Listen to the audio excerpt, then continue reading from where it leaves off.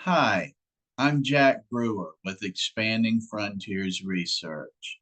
Thank you for joining me for episode 2 of our collection, Learning How to Learn, a series of videos with qualified experts on how to learn more about the things that interest you most, how to avoid misinformation, disinformation, and identify reliable material. Today's guest is journalist, writer, and podcaster Heidi Beedle. Heidi covers a wide variety of social issues, government policy issues, and more in Colorado. We talk about such circumstances as conspiracy theories, the importance of learning how these theories evolved over not just years, but decades, and how to avoid getting trapped into them, and how to find information about the topic that we set out to research in the first place. Thanks for being here and giving it a look, and look for more links in the video description, and visit us at expandingfrontiersresearch.org to learn more about our organization, what we do, and view more content. Thank you. Hi, I am here today with Heidi Beedle. Heidi is a professional journalist whose coverage revolves around local government and politics with a strong emphasis on legal policy regulation. As published at the Colorado Times Recorder and Pikes Peak Bulletin, Heidi focuses on such issues as immigration reform, hate crimes reporting, abortion rights legislation, and LGBTQ plus rights. Heidi earned a bachelor's in English from the University of Colorado at Colorado Springs, and additionally covers such topics as nuclear disasters, cattle mutilations in UFO culture, and a wide variety of social movements. Thank you so much for joining me today, Heidi. Yeah, it's my pleasure. Thanks for having me. Sure. You're a professional journalist, you get assignments, you cover a wide range of topics. How do you go about sorting credible information from unreliable material? Oh man, it's quite an ordeal. One thing that I think about a lot is the former like CIA counterintelligence guy James Jesus Angleton. He used this term "wilderness of mirrors" to kind of describe the information environment. You know, during the Cold War, when you're in the middle of like espionage operations and everything is kind of something else, you know. But I like that idea of like a wilderness of mirrors because so much stuff in the information ecosystem right now. It's very very bizarre, and we're seeing a lot of what have historically been like just insane conspiracy theories like in the 80s and 90s like are now major parts of the discourse. I have a new podcast with the Colorado Times Recorder, the Fever Swamp Review, and our most recent episode was looking at a legislator here in Colorado who had introduced a bill to stop insect production for human consumption, which comes from this kind of like right-wing meme that they're going to make us live in the pods and eat the bugs. And this, of course, comes from suspicion around the World Economic Forum. And that grows out of kind of like these things we saw in the 80s and 90s with like Pat Robertson's New World Order and a lot of the conspiracies around like the Bilderberg group and the Illuminati and various things, right? So it's kind of, we're seeing a lot of things, old things getting recycled into new things, and we're seeing it in all kinds of different platforms and genres. And so when you're looking at a piece of information, when you're looking at sources, right? One thing I always like to do is kind of think about who it is that is saying this, right? Like, who is the person putting this forward, and where is this information coming from? And a great example, I've done a lot of reporting on election conspiracy stuff, right? Dominion voting systems, they're using the machines to steal the election, and all of these sorts of things. And I've watched this conspiracy kind of, like, it keeps going, but every time new information is provided, like, people just kind of turn and pivot, right? And it's like, at one point, China was involved and they were looking at ballots in Arizona to see if the paper had like bamboo in it. And one of the things that was looking at, right? Mike Lindell, the My Pillow CEO, he's a very big kind of person involved in this election conspiracy sphere and one of the loudest voices, right?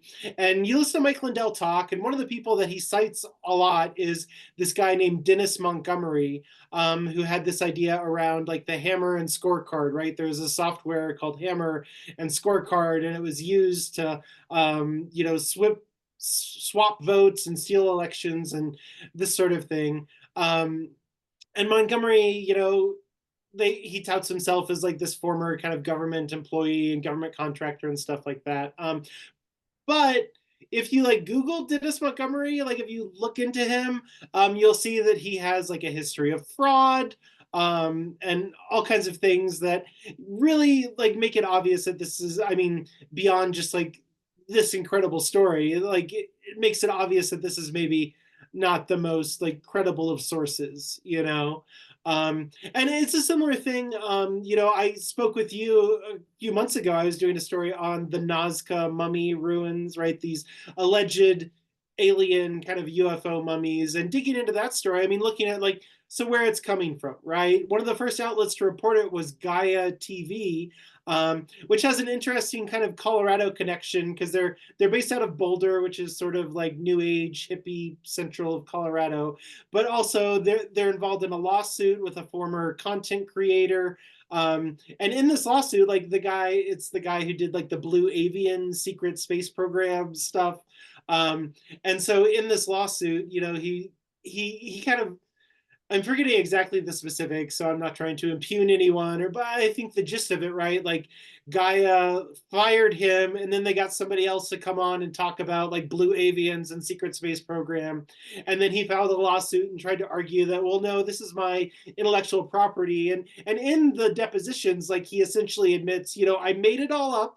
It's just crazy stuff. But, so that's kind of the history of Gaia TV. And then also the fact that another person kind of promulgating this Nazca mummy thing was Jamie Mosan. I don't know how to pronounce his name. But again, in the UFO community, known for kind of hoaxes and misinformation and things like that, right? So you start to get a picture of it. And the story that I wrote actually kind of illustrates how these things kind of get laundered into credibility, because the whole reason I looked into this is because the Denver County coroner, right, are like, the guy who does forensics examinations and testifies in court for criminal proceedings, for murder cases and capital cases and all these things, went down to like Peru and like looked at these mummies, and a member of his staff went with him and they were talking about it. And the Gaia TV kind of UFO community was really bolstered by like, look, the Denver coroner is here and he's giving credibility to this outrageous claim and things like that. So really kind of tracing these things back to their origin, looking at who's kind of spreading these ideas and where they might have come from in the information ecosystem is kind of an important aspect of really determining whether it's credible or not. Absolutely. Those are great points and great examples. I do quite a bit of FOIA work, and as a result, read more FBI records than I ever thought I'd be reading. And one of the things I noticed is many of the same patterns just happen again and again and again.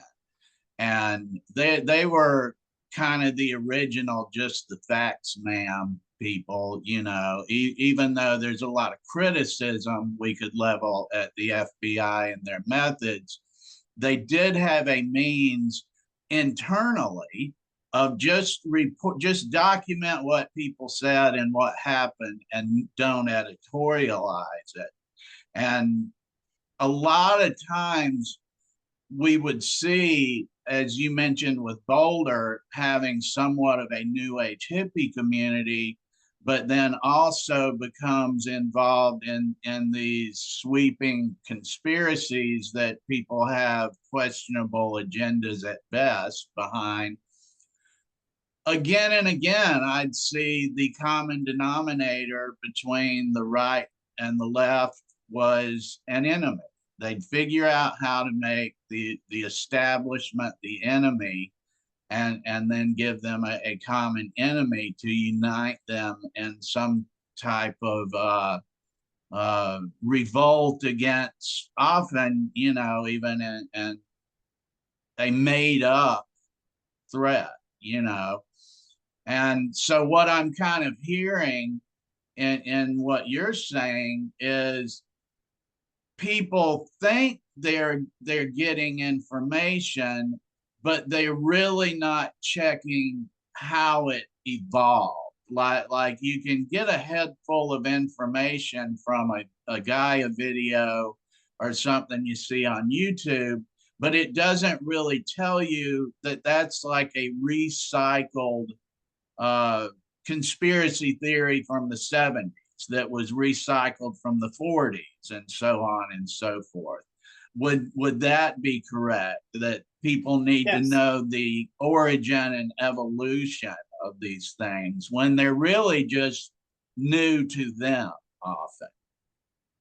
Yeah, absolutely. And I mean, one of the things covering politics that's sort of interesting is in the last like 5 or 10 years or so, we've seen kind of like a resurgence of the John Birch Society, which, for people who don't know, they were this very like stridently anti-communist organization that kind of evolved out of the 50s and McCarthyism, but very like plugged into a lot of these more right-wing conspiracies around globalism and communists and stuff like that.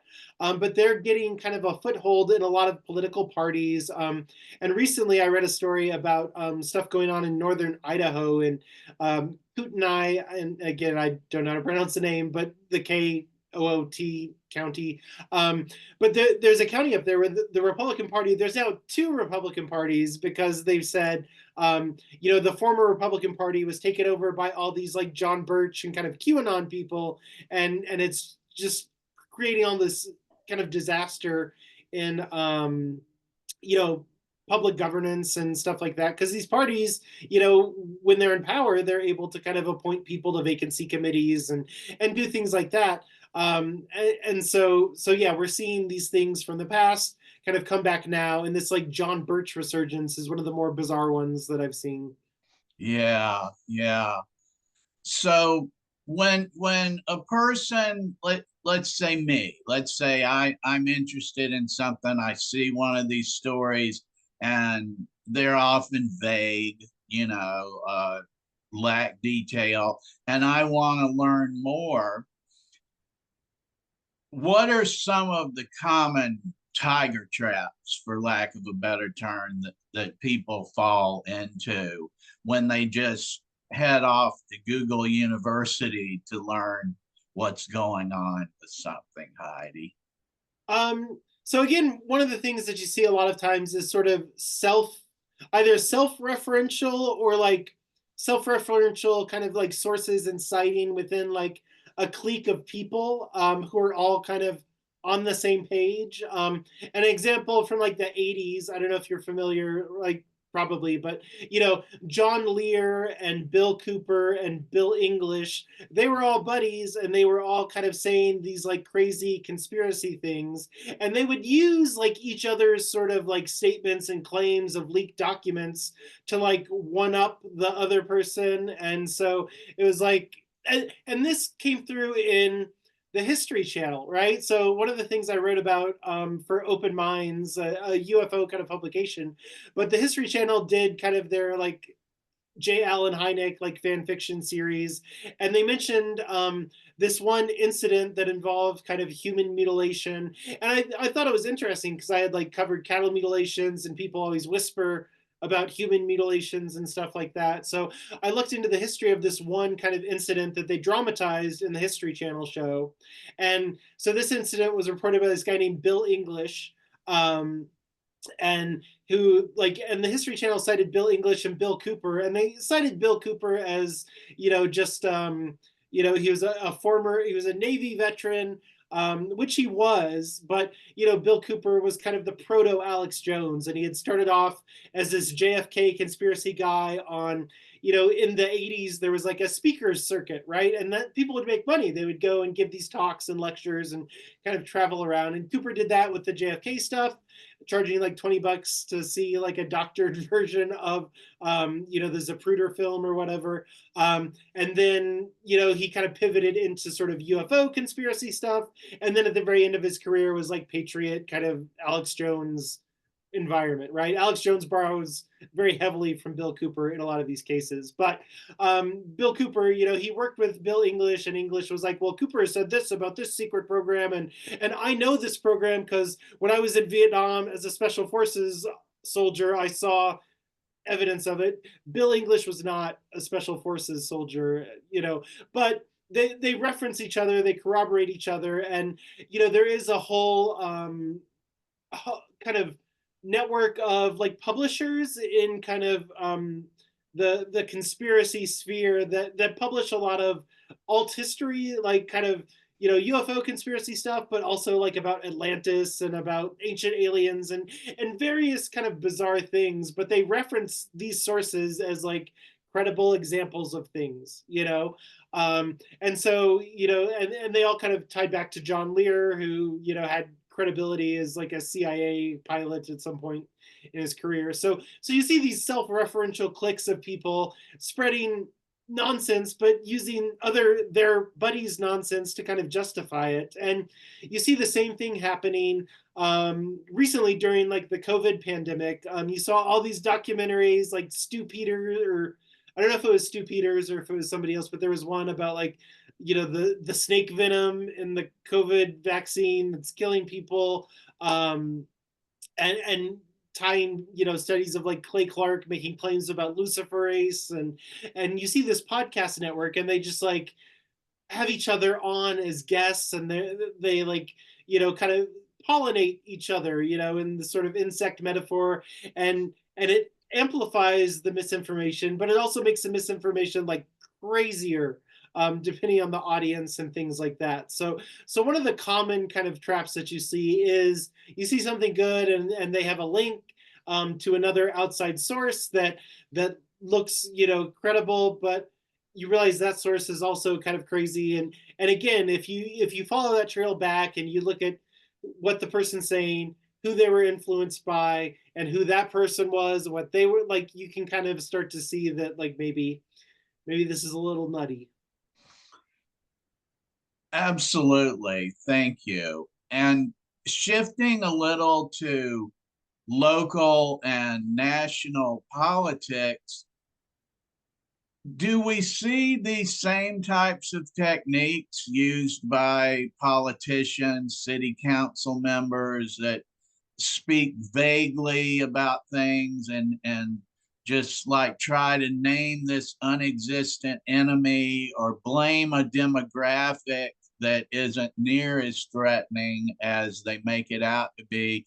Aren't we seeing those same types of things, or are you on Oh, your beat? I mean, yeah, absolutely. I mean, at the national level, like Kash Patel, right? Like he was a QAnon like guy, influencer on a lot of these podcasts. He's the director of the FBI now. Dan Bongino, also crazy podcaster, but he does have a law enforcement background, but he's now like the deputy director of the FBI.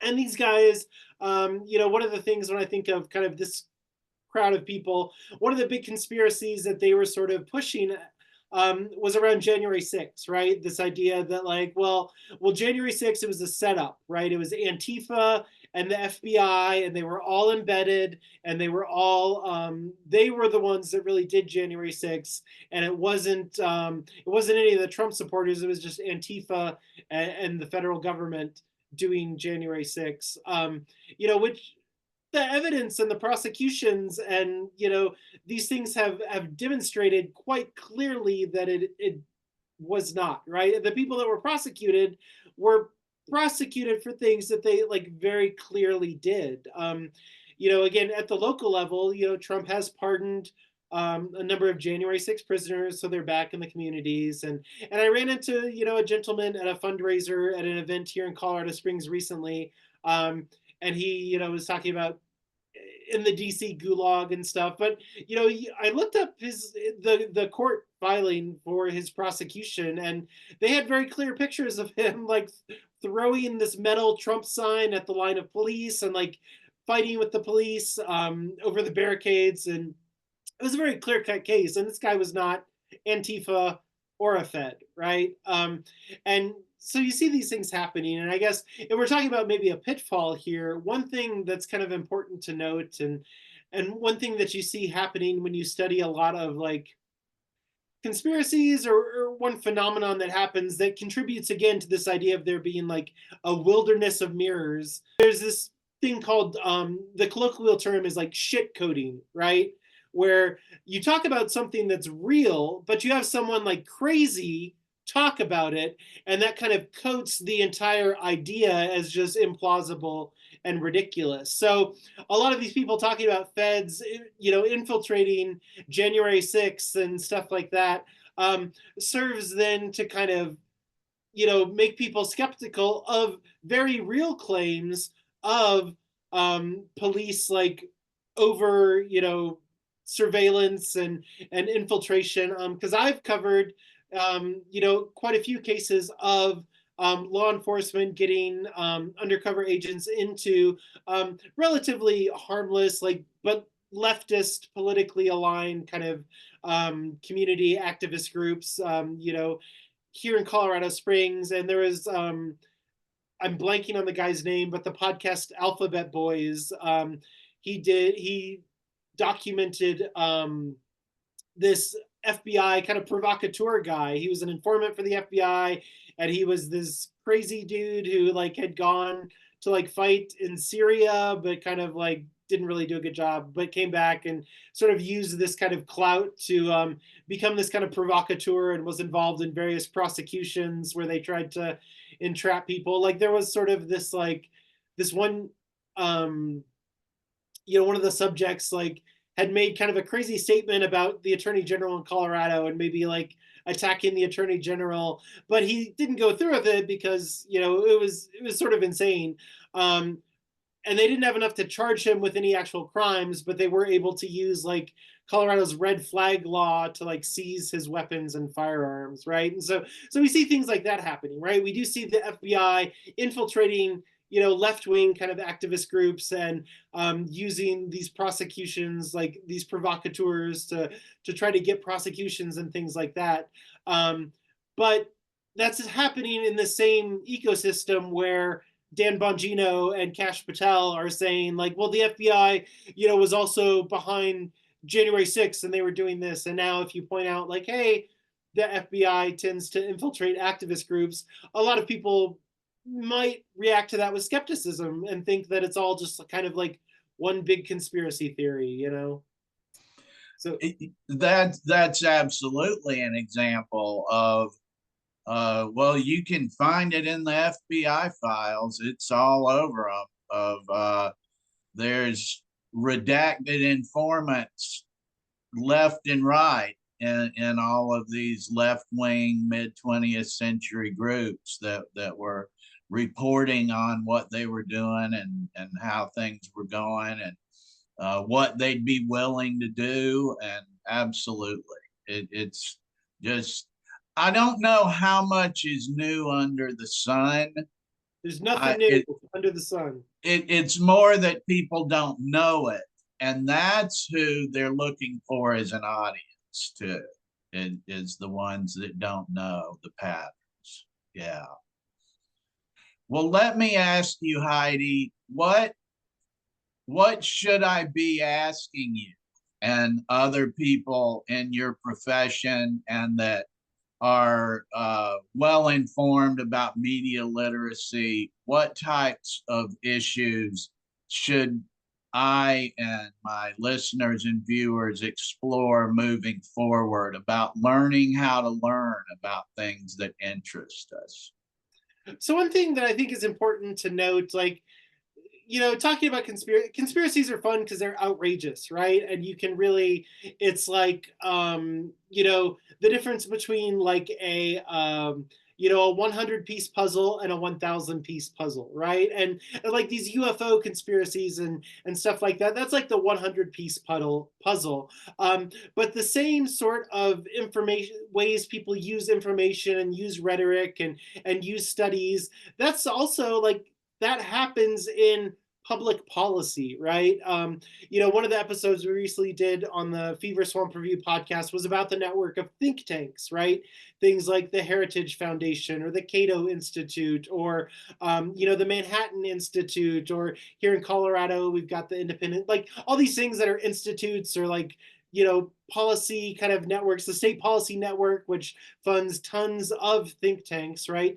They That information network kind of operates in a similar vein, right? Because these things are kind of industry related or um, you know partisan kind of aligned sort of organizations that are producing papers, they're producing research, they're producing documentaries that are being used in like federal policy kind of discussions right now.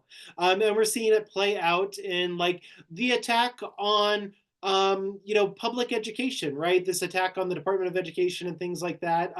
Here in Colorado, there's a lady named Deborah Flora. She did this documentary called Whose Children Are They? And it's all about how communists have taken over the teachers' unions and how they're turning kids gay and pushing the communist agenda and all of these things that are just incredibly bizarre. But she has all these sources from all these like Koch funded think tanks, all these people, these experts, victims of communism and, people who have been in China or Cuba, and they're all kind of talking about how public school teachers in America are all communists, and it's insane things. And we see this played out in all kinds of political discussions. I cover reproductive justice and abortion, and it's the same thing. You can find, you listen to a lot of anti-abortion activists, and they cite studies about, harm to women and the deaths at abortion and all these like skewed kind of statistics that paint a specific picture and then are used for policies like what we're seeing in Texas and Idaho and other places. And these organizations affiliated with them, crisis pregnancy centers, are teaching abstinence only sex ed curriculum in public schools, like even here in progressive Colorado, right? There's networks and there's funding and there's these kind of ideas and talking points that are getting laundered through all these different sort of organizations. And you have public relations firms that are emailing journalists like me. I get thousands of emails a day from various PR firms, and they're all kind of pushing a point or pushing guests or pushing a specific thing. So people, it's not just when you hear something crazy about like alien mummies or UFOs or COVID vaccines, right? Like these same tactics, these same kind of networks and these same procedures, like it's pervasive in our society. And on both the left and the right, I feel like maybe it's a little overrepresented in the right spaces for various reasons, but it's a wilderness of mirrors, and you gotta be vigilant.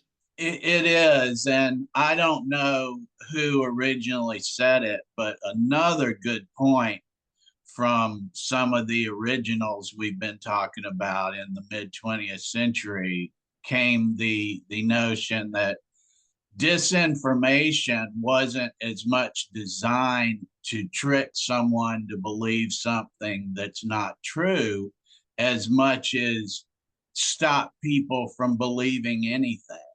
Like, then they just think that everything's a lie and that it served its purpose when no one's paying attention anymore. So these are really good points, and I really appreciate you joining me. Please tell us more about your podcast and where can people find you and your work, Heidi? Yeah, so you can find us at coloradotimesrecorder.com. That's where we, publish our reporting and podcasts and everything. The podcast is called The Fever Swamp Review. It's available on YouTube. The Colorado Times Recorder has our own YouTube channel. We've also got it on Spotify and Apple Podcasts. So there's a video component and audio only if you prefer. You can follow us on all social media platforms: Facebook, Instagram, uh, Blue Sky, other platforms, Colorado Times Recorder. So please, yeah, check us out, connect with us, let us know what you think. Thank you. Look in the show description for more links. Visit us at expandingfrontiersresearch.org to learn more about what we do. And Heidi, thank you so much for joining me today. Yeah, thanks for having me.